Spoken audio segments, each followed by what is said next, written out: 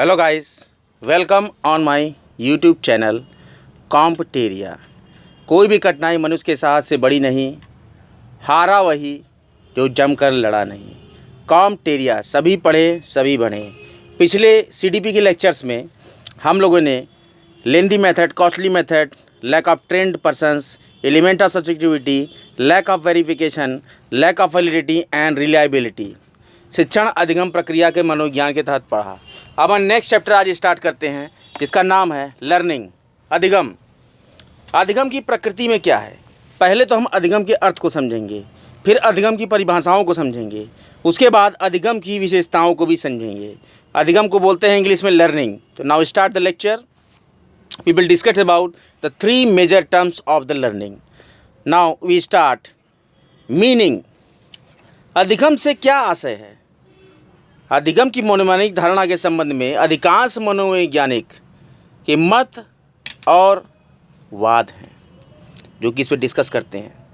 आधुनिक मनोवैज्ञानिक सहमत हैं अधिगम अधिक या कम स्थायी परिवर्तन है, या किसी प्रकार की क्रिया, अनुभव, प्रशिक्षण, अभ्यास या निरीक्षण के रूप में व्यवहार परिवर्तन को प्रयुक्त करते हैं। इस प्रकार से अधिगम की परिभाषा में मैंने पहली परिभाषा आपको बताई।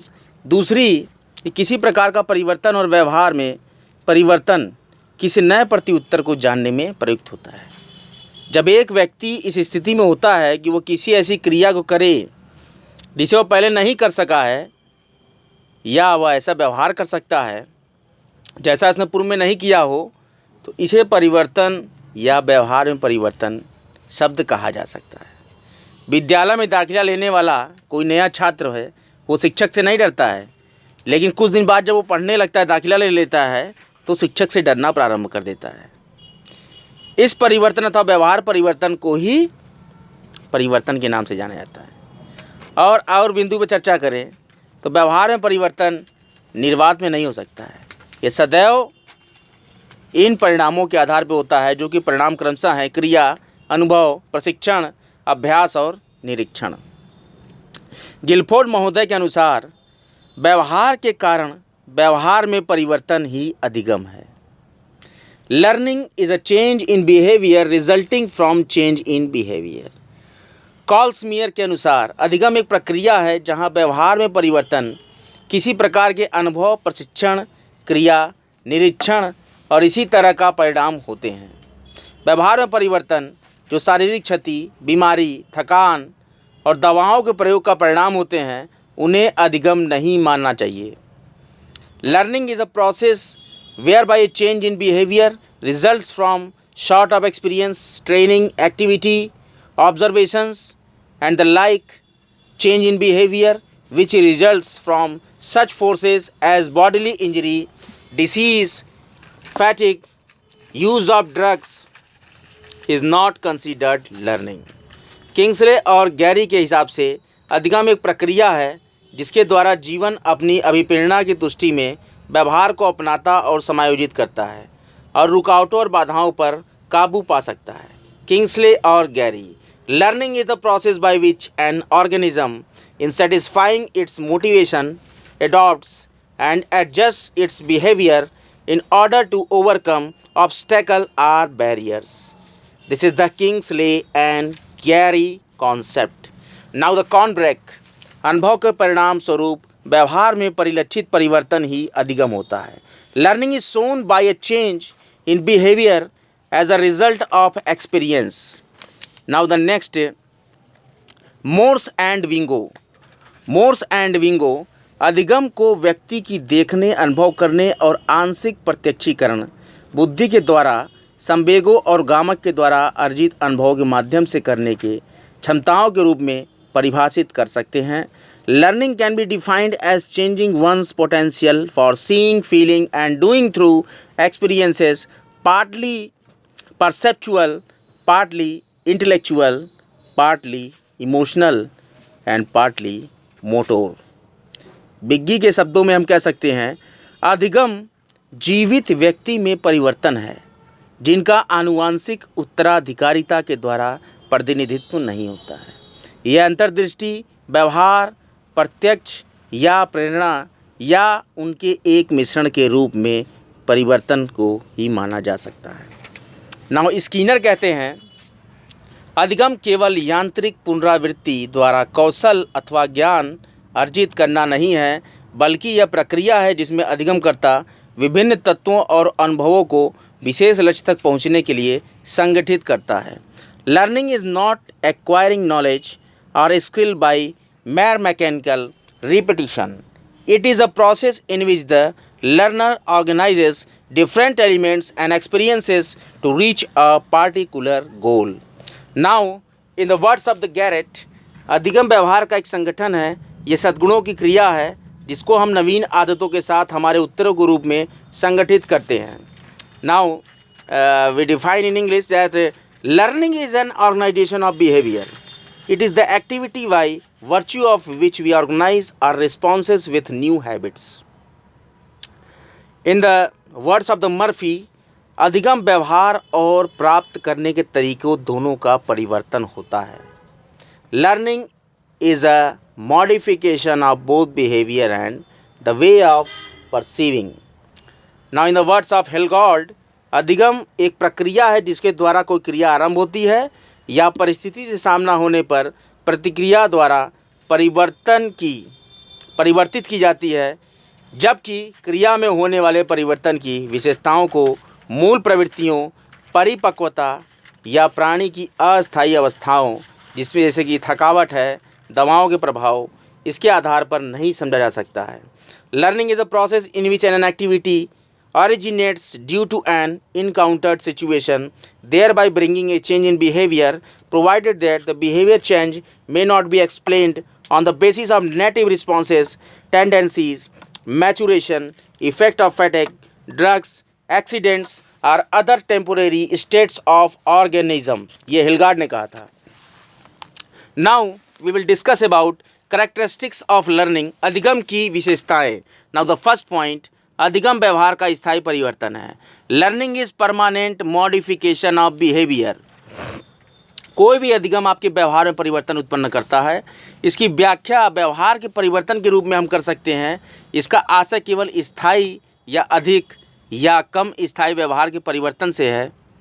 शुद्ध व्यवहार में अस्थायी परिवर्तनों को अधिगम नहीं माना जा सकता है।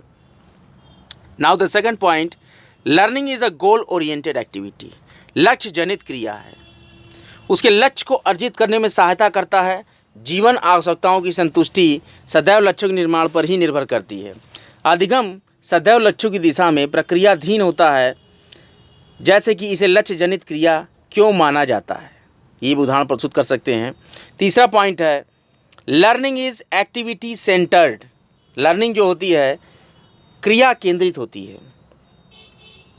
अधिगम क्रिया का ही एक रूप है और यह मेनली अभिगमकर्ता पर निर्भर करता है, इसलिए अधिगम निष्क्रिय नहीं होता है, ये सदैव सक्रिय होता है। अधिगमकर्ता को लक्ष्य तक पहुंचने के लिए किसी किस्म की क्रिया को करना होता है, इसलिए अधिगम सदैव क्रिया केंद्रित होता है।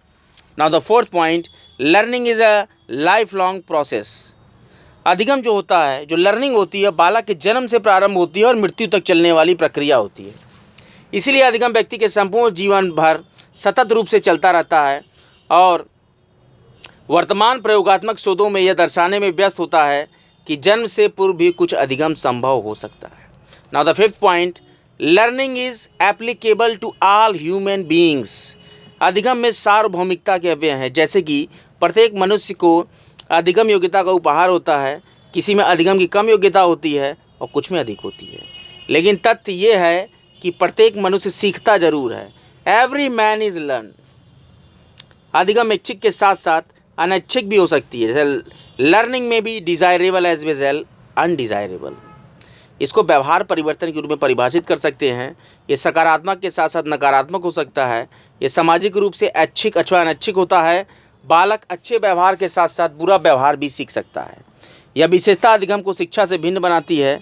अधिगम और शिक्षा दोनों ही व्यवहार के परिवर्तन के रूप में परिभाषित किया जाता है, लेकिन एजुकेशन शब्द का सदैव सकारात्मक अर्थ में प्रयोग होता है, जैसे कि केवल सामाजिक रूप में ऐच्छिक व्यवहारगत परिवर्तन ही शिक्षा की प्रक्रिया में योगदान देते हैं। Now the seventh point, learning is a function of maturation. अधिगम परिपक्वता का एक कार्य है। अधिगम और परिपक्वता दोनों व्यवहार में परिवर्तन लाते हैं, लेकिन अधिगम परिवर्तन की परिपक्वता के परिवर्तनों से भिन्न होता है। इसलिए अधिगम कुछ हद तक परिपक्वता का ही कार्य बन जाता है। हम पैदा होते ही एक शिशु को चलना, बोलना और अपनी उंगलियों से किसी वस्तु को उठाना नहीं सिखा सकते हैं।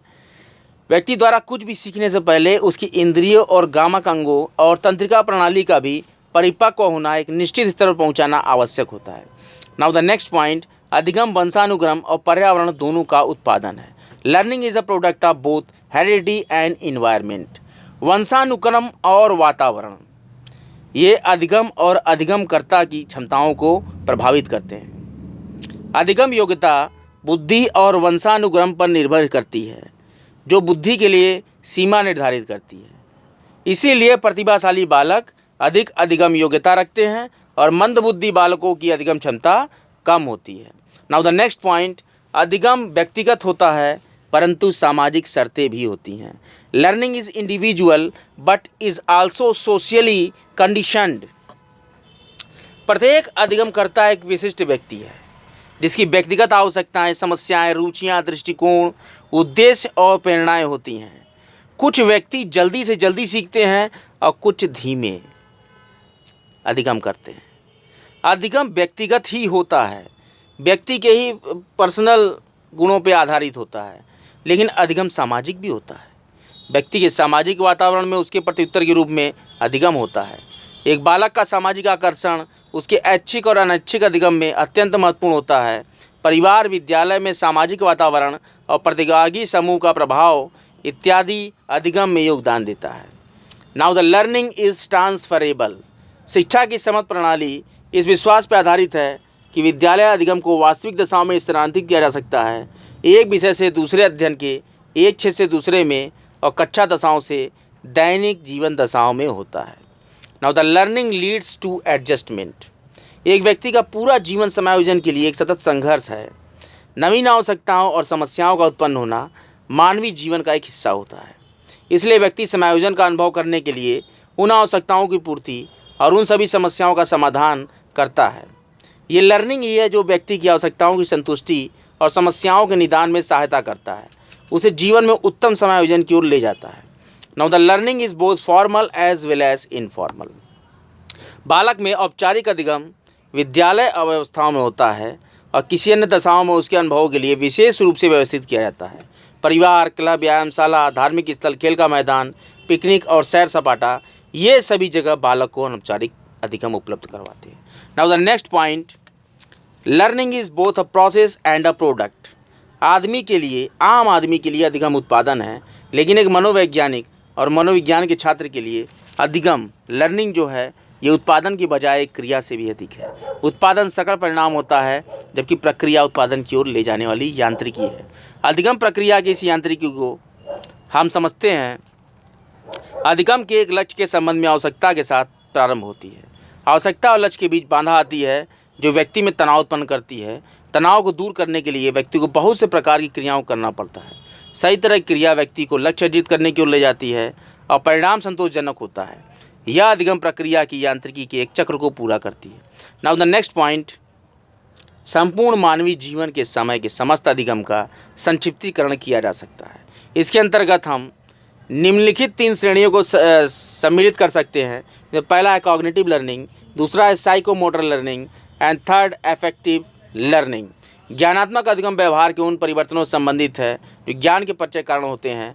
मनोगामक अधिगम व्यवहार में उन परिवर्तनों से संबंधित है जो कौशल के परिचय कारण होते हैं। प्रभावकारी अधिगम व्यवहार में उन परिवर्तनों से संबंधित है जो भावनाओं, संवेगों और संवेदनाओं में परिवर्तन के कारण होते हैं। उपरोक्त वर्णित तीनों श्रेणियों के अतिरिक्त, जैसे कि cognitive learning, psychomotor learning, affective learning, इसके अतिरिक्त भी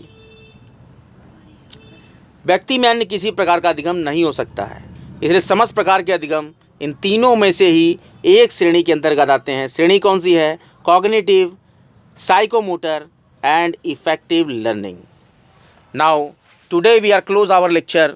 tomorrow we will discuss about the next topic, factors influencing learning, अधिगम को प्रभावित करने वाले कारक। तो गाइस, आज का लेक्चर आपको कैसा लगा?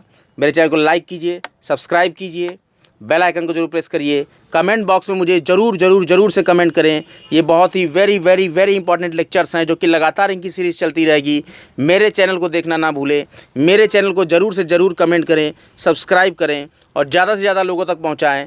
मेरे CDP के lectures, UP TET, UP aided junior selection exams, C TET, H TET, HP TET, REET, Rajasthan परीक्षाओं में और भारत की किसी भी शिक्षक परीक्षाओं में जहां भी शिक्षा मनोविज्ञान और बाल मनोविज्ञान और शिक्षण विधियां टॉपिक पूछा जाएगा, वहां मेरे लेक्चर्स बहुत ही प्रभावी होंगे। मेरे चैनल का नाम है कॉम्पटेरिया। सभी पढ़ें, सभी बढ़ें। जय हिंद।